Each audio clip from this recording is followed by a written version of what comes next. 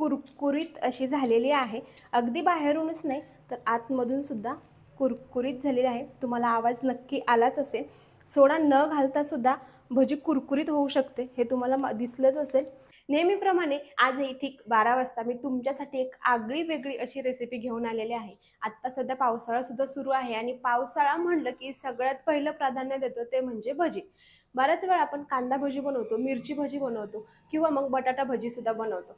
यापैकी मी कोणतीही भजी बनवणार नाही। आज मी एक वेगळी अशी भजी बनवणार आहे आणि ती म्हणजे भिजवलेल्या मुगाची भजी। तुम्ही म्हणाल की आम्ही भिजवलेल्या मुगाच्या डाळीची भजी खाल्ली आहे, पण ही एक वेगळीच रेसिपी आहे। म्हणूनच मी सुरुवातीलाच तुम्हाला म्हणलं होतं की एक आगळी वेगळी रेसिपी बनवणार आहे। चला तर मग वेळ न घालवता भिजवलेल्या मुगाची भजी कशी बनवायची ते आता आपण बघूयात। भिजवलेल्या मुगाची भजी बनवण्यासाठी लागणारे साहित्य, सगळ्यात अगोदर भिजवलेले मूग। हे मूग मी रात्री भिजायला घातलेले होते। आलं, लसूण, जिरे, मिरची आणि मीठ, हळद, गोडा मसाला, कोथिंबीर।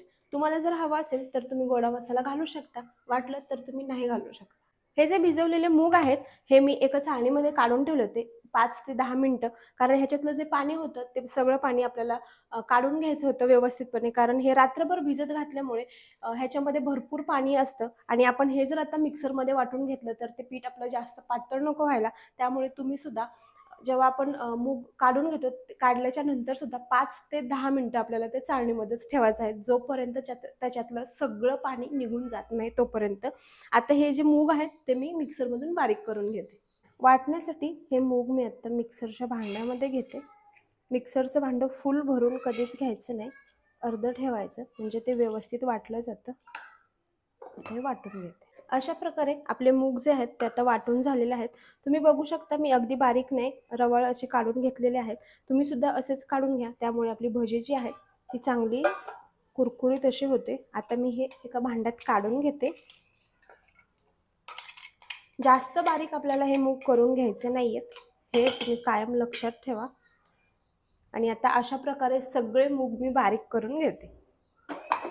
आता हे जे मूग होते ते आपले छान बारीक वाटून झालेले आहेत। लगेच याच भांड्यामध्ये मी हे मिरची आणि मीठ, त्यामध्ये लगेच आपण लसूण पण घालणार आहोत, आलं आणि हे जिरं। आता आपण हे सगळं बारीक वाटून घेऊयात। आता हे जे मिरची होती ती पण आपण छान बारीक अशी वाटून घेतलेली आहे। लगेच ह्या मोठ्या भांड्यामध्ये हे मिरचीचं वाटण मी काढून घेते आणि आपल्याला लगेच ह्याच मध्ये हे जे मूग वाटून घेतले होते ते सुद्धा घालून घ्यायचे आहेत। आता हे मूग आपण ह्याच्यामध्येच काढून घेणार आहोत। ह्याच्यामध्ये व्यवस्थित आपल्याला सगळे मसाले मिक्स करता येतील म्हणून याच्यात काढून घेतले।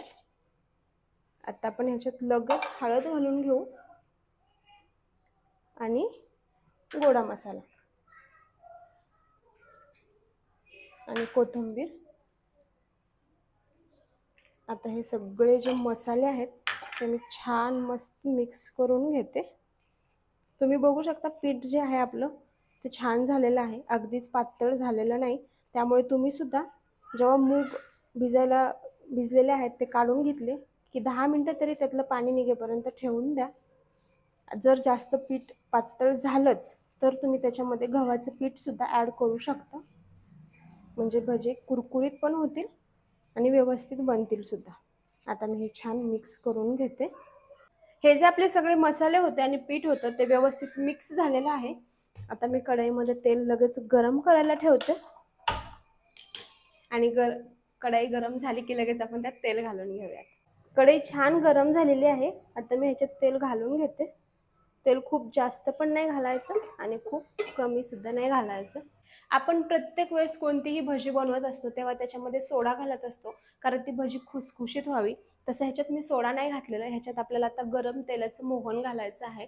त्यासाठी वेगळं तेल गरम करायची आवश्यकता नाही। भजी तळण्यासाठी जे आपण तेल ठेवलेलं आहे त्याच्यातलंच आता आपण 1 ते 2 चमचे तेल घालून घ्यायचं आहे। छान गरम झालं आणि आता आपण हे मिक्स करून घ्यायचं जेणेकरून ही भजी आपली कुरकुरीत होतील। आता हे मी मिक्स करून घेते। आता व्यवस्थित मिक्स करून घेते जेणेकरून आपली भजी कुरकुरीत होतील आणि त्याची चव सुद्धा एक वेगळीच होते। सोड्यामुळे काय होतं ना की तेल पकडून धरतं ते आणि भजी जी आहे ती सॉफ्ट होते अजिबात कुरकुरीत होत नाही, त्यामुळे तुम्ही सुद्धा सोडा घालायचं टाळा आणि तेलाचं मोहन घालून घ्या. आता व्यवस्थित आपलं मिक्स करून झालेलं आहे. तेलसुद्धा गरम झालं.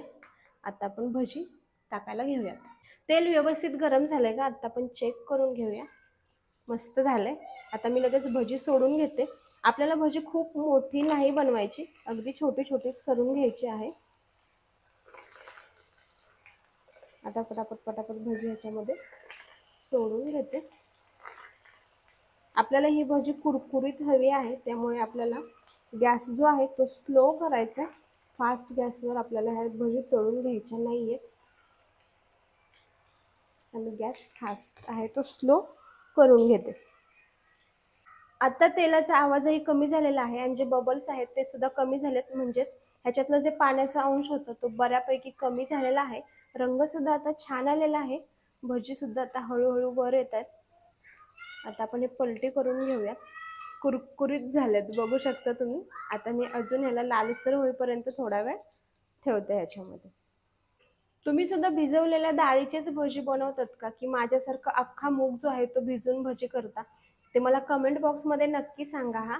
आणि जर तुम्ही भिजवलेल्या मुगाची भजी नसाल बनवत तर प्लीज तुम्ही बनवून बघा, खूप चविष्ट होते ती भजी. आता ह्याला रंग छान आलेला आहे.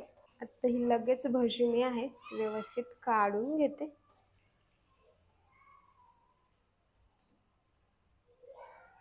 मस्त कुरकुरीत झालेत.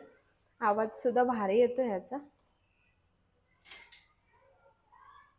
आता लगेच दुसरी भजी मी तळायला टाकून घेते. आता मी गॅस फास्ट केलेला आहे आणि ही सेकंड टाइमची भजी आहे ती आता आपल्याला तळून घ्यायची आहे.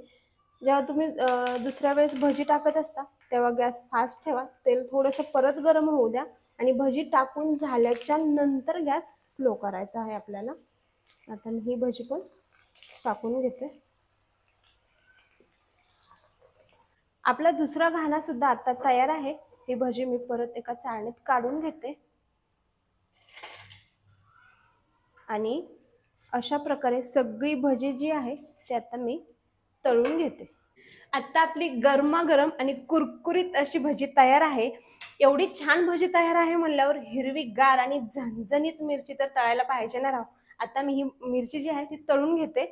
मिरची तळत असताना ती बऱ्याच वेळा अंगावर येते, त्यामुळे एक प्लेट जी आहे ती आपण त्याच्यावर अशी झाकून ठेवायची आणि मग मिरची तळून घ्यायची, जेणेकरून मिरची अजिबात अंगावर येत नाही.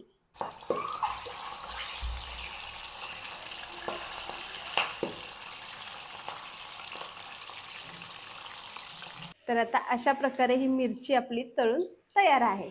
तुम्ही बघू शकता की आपली ही जी भजी आहे ती किती कुरकुरीत अशी झालेली आहे. अगदी बाहेरूनच नाही तर आतमधून सुद्धा कुरकुरीत झालेली आहे. तुम्हाला आवाज नक्की आलाच असेल. सोडा न घालता सुद्धा भजी कुरकुरीत होऊ शकते, हे तुम्हाला दिसलंच असेल. आता मी ह्याच्यावर आपण टोमॅटो केचप असा मस्त घालून घ्यायचा आणि आता ही भजीचा मी आस्वाद घेते.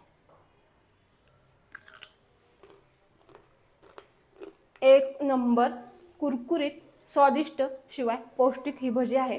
चला तर मग भेटूयात अशाच एका नवीन व्हिडिओमध्ये. धन्यवाद.